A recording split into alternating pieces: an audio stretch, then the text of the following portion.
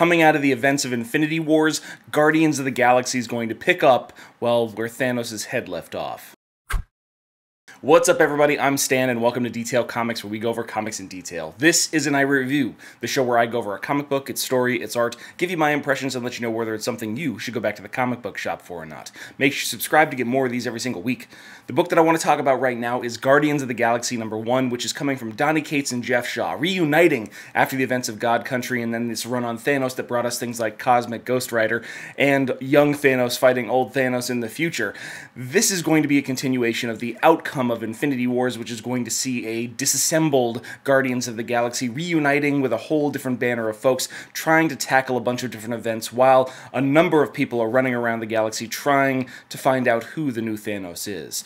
But let's dive in and see how things start off. I have to say that while I did not finish Infinity Wars, I was eager to see what the team of Donny Cates and Geoff Shaw could do after God Country, as well as their Thanos storyline that was earlier very well received by a lot of comic book fans. And this is not going to be a disappointment. We see the chaos that has ensued after Infinity Wars, the pain and suffering as the result of Gamora's use of the Infinity Stones on the rest of the galaxy. And Eros, Star Fox, brother of Thanos the Mad Titan, stands before these heroes of the universe, the cosmos, and delivers something kind of cryptic as he reveals what Thanos' last will and testament actually is.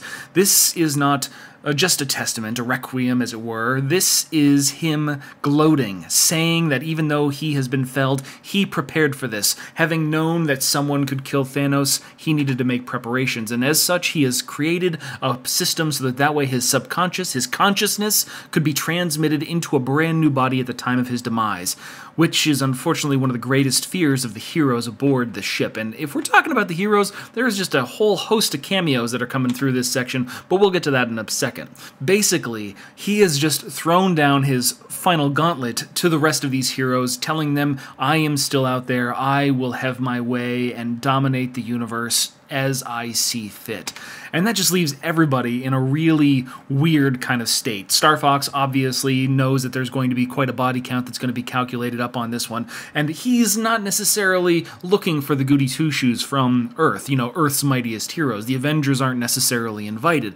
Everybody here is okay with getting their hands a little dirty. However, we do immediately transition over to the Guardians of the Galaxy, which are in chaos after the events of Infinity Wars. We've got Peter Quill sitting here and listening to his tapes, frustrated, inebriated, and fending off sawdust as Groot kind of carves himself into some sort of punk-like visage with spikes on his shoulders and a mohawk on his head. I mean, it's a very cool kind of look for Groot. It's a very hard edge for the Tree Man. I'm really kind of digging that. But ultimately, they're headed to nowhere to try and, I don't necessarily know, resource another crew or something, but only find that it's now gone. Flashback to the funeral of Thanos, the reading of his will, and the surprised and devastated state of the rest of these heroes. Beta Ray Bill, ever the man of honor, or Corbinite of honor, doesn't necessarily know exactly how to deal with this, but Norrin Rad thinks that they need to listen to Star Fox. Guardian of the Shi'ar Elite Guard is just wondering what would happen if they went back in time to kill this young baby, and Cosmic Ghost Rider's kind of kicking himself in the cosmic ass for not doing such a thing in his last series. But one thing's for sure, this consciousness could be transmitted to anybody, and then that just shows us a who's who of everybody that could possibly be it. Null, the brand new symbiote god from the Venom series. Of course, you've got Hulk, you've got Venom, you've got Loki, Invisible Woman, you've got Kamala Khan, Nick Fury, Juggernaut, Odin. Everybody has the opportunity to be a vessel of Thanos, but the real key is that given what she has done and her turn to the villainous side, Gamora must die, which leads some people to rebel, some people to feel that this is justified, like Phi Lavelle, the avatar of Oblivion. She is ready to throw down and just crush Gamora like a bug. And I'm just so stoked on this. I mean, you've got people that are all over this place. There's even Howard the Duck in here. It's just one of those things where Donny Cates and Geoff Shaw really hold on to the material, bring it tight to their chest, and then just kind of pour everything out onto the page in a really good manner. It doesn't slow down too much, it doesn't get too crazy. At least that is until Nowhere comes flying out of, well, nowhere, and starts to shoot and blow apart this space station where Thanos' body, and we find that this is a raid. And who is going to come and save Thanos' body? Well, none other than the Black Order. It's just one of those things. The generals have to come, and It's weird that the generals are going to be acting on their own, but we'll get to that in a bit as well. Flashback over to Peter Quill. He's dealing with a lot of things. We get a few little snippets, a little bit of backstory, so that way people not necessarily familiar with what happened to Infinity Wars, like myself, get a little bit better understanding of why the Guardians of the Galaxy aren't quite what we remember from the movies and the comic books before. Also, we have Star-Lord's new ship, which is named the Rider. And it's just like, is that from Richard Rider? It's like, no, Winona. And nobody in space is going to get that, but I am totally relating with that joke.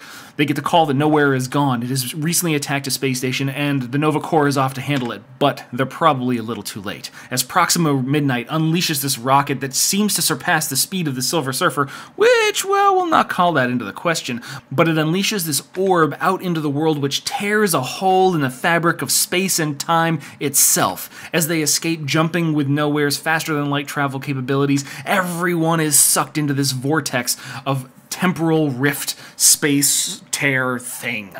But what would our heroes be without a daring escape? As we see Beta Ray Bill's hammer come flying out of this cosmic vortex with cosmic Ghost Riders chains made from the bones of a demon, and it goes flying into the rider, landing in there. Groot holds onto the hammer, and they pull out what is going to become, I don't know, the new crew of the Guardians of the Galaxy?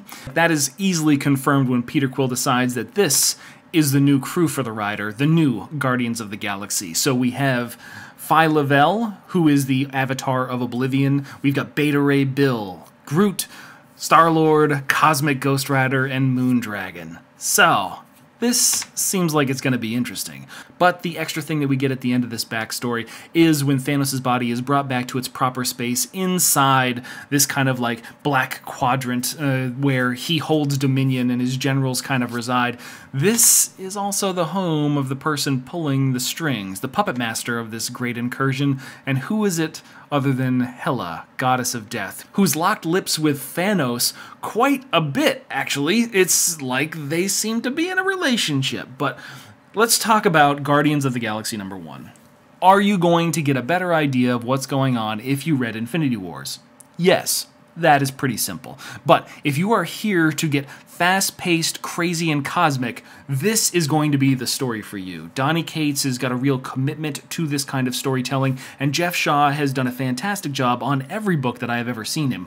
Whether it's the looser, scratchier, kind of down-home pencils from God Country, or the tighter lines that he kind of brings to the entire Thanos storyline that he was doing, this team is not afraid to take risks and do things big in a way that pays off for the readers. So I can't help but recommend Guardians of the Galaxy #1. I think that it's a great introduction. While a continuation of Infinity Wars, it is a great introduction into the next step in Thanos' life, as well as the cosmic underpinnings of everything that's going on. The story of Gamora, the story of all these different Guardians of the Galaxies, possibly the reuniting of various other characters, the story of Thanos, everything is going to culminate and come to a head inside the pages of Guardians of the Galaxy from Donny Cates and Geoff Shaw, and I can't wait to see issue #2. But I want to know what you guys think, so hit me up in the comments down below and we can start that conversation. As always, if you like what you see, hit the like button. Don't forget to subscribe to get more news, reviews, and commentary on comic books, comic book movies, comic book TV shows and games, and anything and everything inside the world of comics.